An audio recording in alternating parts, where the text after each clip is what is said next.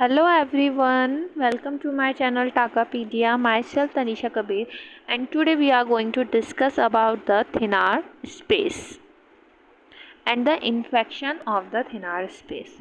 So Thenard space triangular space होती है जो कि located होती है under the Thenard eminence. Okay.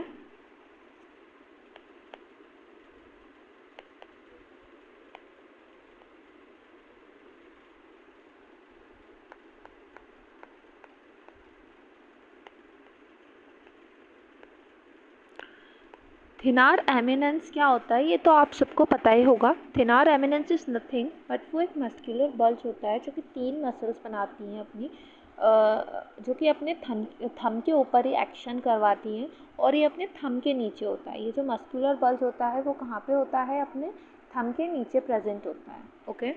अब अपन इसकी बाउंड्रीज देखेंगे. तो सबसे पहले अपन इसकी एंटीरियर बाउंड्री देखेंगे फ्रॉम सुपरफिशियल टू डीप. तो सबसे पहले तो मैं आपको बता देती हूँ कहाँ पे होता है. तो ये है अपनी थिनार स्पेस. ओके.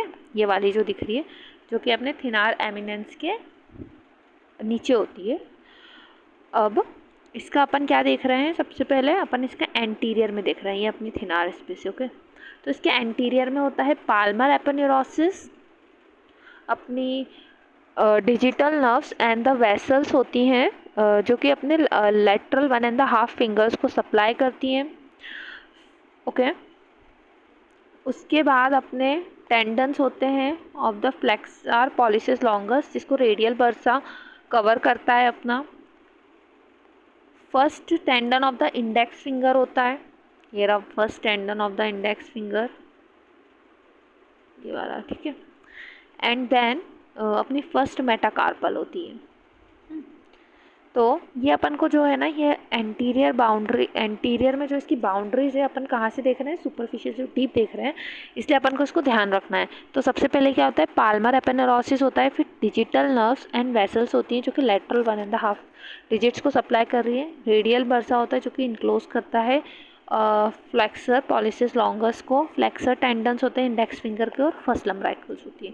उसके बाद लेटरल और मीडियल में देखते हैं. तो लेटरल में तो लेटरल पाल्मर सेप्टम होता है और मीडियल में इंटरमीडिएट पाल्मर सेप्टम होता है. So this one is the lateral palmar septum and this one is the medial palmar septum. Okay. फिर अपन इसके प्रॉक्सिमल में देखेंगे. This is not posterior, this is proximal. Okay.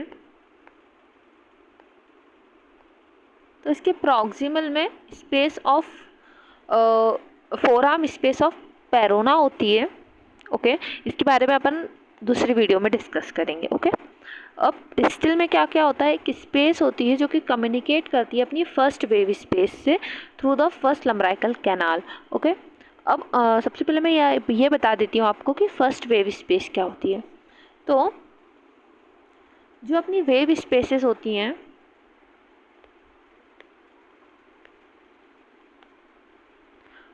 वो अपनी सबक्यूटेनियस स्पेस होती हैं in each interdigital cleft. Okay.